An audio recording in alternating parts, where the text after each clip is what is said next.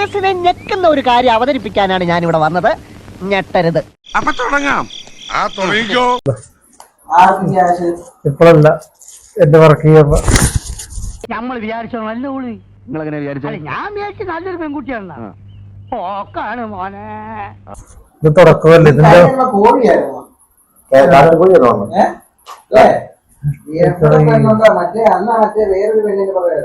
നോക്കിയേ, എന്റെ മനസ്സിൽ വേണ്ടാത്ത ഒരൊറ്റ ദുരിതാശങ്ങളും ഇല്ല. ഞാൻ വളരെ മാന്യനാണ്, പരിശുദ്ധനാണ്. ഓരോ ലൊക്കേഷൻ ഓരോ പെണ്ണുങ്ങളുണ്ടോ? ലൈനല്ലേ ആരോട് ഇതിങ്ങനെ എത്ര വട്ടം പറഞ്ഞു? വർത്തനം പറയണ ആൾക്കാരൊക്കെ ലൈനാണ്. എങ്ങനെയാ